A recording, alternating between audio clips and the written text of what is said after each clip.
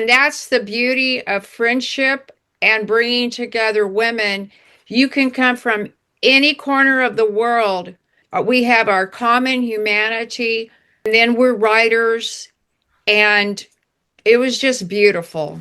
I was teaching a course for this group called the Story Circle Network, and the course was called Writing About Your Mom Without Guilt. We had 9 people, including myself, so 8 people, women from around the country. Everybody was bereft at the thought of leaving, and it was during COVID, I think. We decided to continue the groups that we named ourselves the Lady Bunch because of the horizontal format of Zoom reminded some of us older ones of the format of the Brady Bunch. And then we just had writing prompts, and we wrote on different subjects, and we read them and whatever. And after about a year of that, somebody said, probably me, the stories are so good, we should make a book out of it. And little did I know that everybody started sending me and Jane, this other woman, their essays, and we edited them and we organized it. And our book came out. Here's the story, and we got a publisher for it. A lot of the other women have known each other for years in person. I had met Andrea in 2018 in Austin for a Story Circle Network conference, but in 2024 I met several of the members from our 9 group Lady Bunch and met them in person, and we had such a good time. It was just a lifeline to zoom in and find these other women and be able to share our writing. It was just an amazing experience, and that we continued so long after the pandemic is kind of a wondrous thing. The first year we would do anything before we would never miss a meeting. And now we only miss it if it's really essential. I think it's very unusual that a group of writers would have books coming out at the same time, and I tried to think of what to say in this video. Is there something similar in our books? And I think all of us, we talked about before the recording, that books have historical context. And even though my book is in the 1970s, it's very historical to that period. And historical fiction is actually considered over 50 years. So we people over 50 are historical relics, maybe. And Kathleen's books are very much in the period of historical writers that she talks about, and her authors in her book really spur on. Books are in some ways, they're the vehicle. A book can connect one person to another person. It's like connective tissue. Books connect. Books can bring people together. That's when I realized how it was connecting me with people I would have never met. Every book does have its ideal reader. Each of us, with these 4 books that we're talking about and all our books, this is book number 10 for me, each has its ideal reader. There are people who just love these books for their own reasons. I'm Stephanie Cowell. I'm from New York City. I've published 7 novels, and the last one was published in tandem with the novels of 3 other women in the group, which I think is an absolute miracle. And here's my novel, The Man in the Stone Cottage, a novel of the Brontë sisters. The book tells the story of Emily and Charlotte Brontë and their sister Anne during the period when they were writing their great novels in about 1846. And at the same time, they're also searching for love, and Emily, on one of her wanderings in the moor, finds an abandoned stone cottage, and in it is a charming man, charming shepherd, and she becomes very close to him. He becomes extremely influential on her writing. The only problem is no one else has ever seen him. So the question sometimes arises in her mind and in the minds of others, is this man from her dreams? Is this man a ghost? Or is this a flesh and blood man? I'm Andrea Simon. I'm also a New Yorker like Stephanie. We live in the same neighborhood on the Upper West Side of Manhattan. And I've been living in New York my whole life, except for 2 years in Maryland. And I probably sound like it, so I won't tell people that I'm from Brooklyn. But in any case, My book is called Did You Have the Life You Wanted? If you could see it here.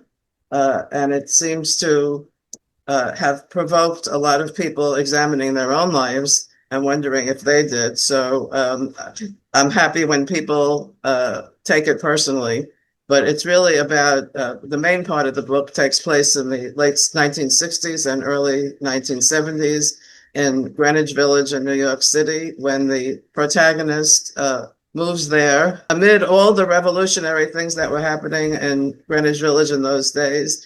The beginning of the gay rights movement, beginning of feminism, Stonewall uprising, Attica uprising. There were a lot of things going on, and the protagonist and all her friends experience this on both a personal and societal level.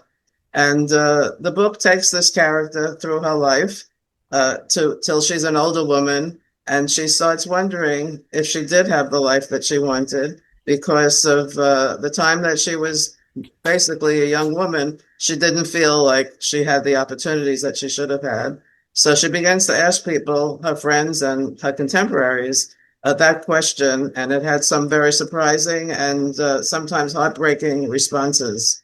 I'm Kathleen M. Rogers, and I grew up in Clovis, New Mexico, and I live in North Texas now.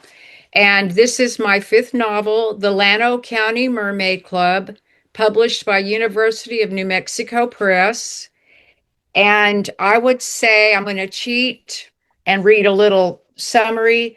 The Llano County Mermaid Club tells the story of childhood friendships, an adult affair, and the lost innocence of a group of young girls longing for the sea. So the main character, or the narrator's name, is Marigold. There are 5 girls and a mother. The story takes place in the 60s, the 70s, and in 2017. So it dips back and forth, dual timeline. Marigold's the narrator. When all 5 girls, 3 sisters, the Hubbard sisters, and 2 best friends, Melody Calloway and Ruthie Romero, they formed a secret club, not to shut others out, but to fit in. I'll close out by saying I think it's the best book I've ever written. Being a writer is hard. When people say, "Oh, don't you just love to write?" Well, yeah, maybe about 55 years ago, I loved it.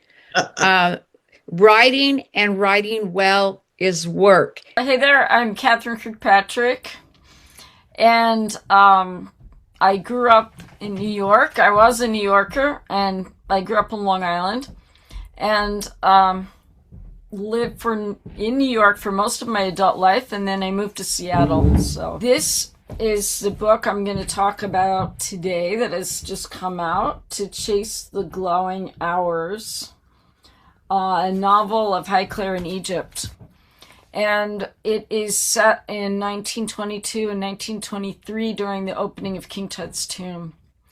And it's based on real characters and real events. So it's set in England and in Egypt. My character, Lady Evelyn Herbert, grew up in Highclere Castle in England, which is now known as the film set for Downton Abbey. It's about this young woman who really lived there, and her father was the financial backer for King Tut's tomb. And I really enjoyed working on it. I did spend 15 years in the process. This is my 10th book. It's my first book that is of historical fiction for adults. Well, Kathleen and she mentioned that we met, what year was it? 2018, July. 2018, when I was teaching a course at this workshop about writing about your mom without guilt. And I gave the participants a short answer quiz. And Kathleen wrote something very personal, and she started crying. And she opened up the floodgates, and we all just poured out everything. And we had an immediate attraction. And then when I was doing this course, we were already good friends, and she came along with it. So we've been friends since then. Stephanie and Catherine were members of my writing group. They'll tell you more about it, which was started by the noted author Madeleine L'Engle. And we all had different groups, but then we came together, and I don't know how long we've been meeting together, at least 20 years. Well, Madeleine L'Engle was, of course, a great author, and the author of Wrinkle in Time and dozens of other books. And she also was all about building community. So she gave this writer's course in a convent, actually. And after it was finished, Catherine said, does anyone want to continue to meet in a support group for writers? And these were really fateful words. And we began to meet, and several other groups formed as well. So we were about 6 or 7 writers groups, and we'd show up at each other's book readings. It was wonderful. And then when Andrea started this group, writing about your mother without guilt, I was up half the night trying to decide if I wanted to join this group. If it was just so terrifying, I wanted to run, I don't know, to Brooklyn or another part of New York City or something. And I finally decided I wanted to. And it was an enormous blessing in my life to have this group of women, very talented women, writing when I was writing and sharing together. It's just been totally great. Our group with the Lady Bunch is very encouraging. Somebody was just saying that there's never jealousy.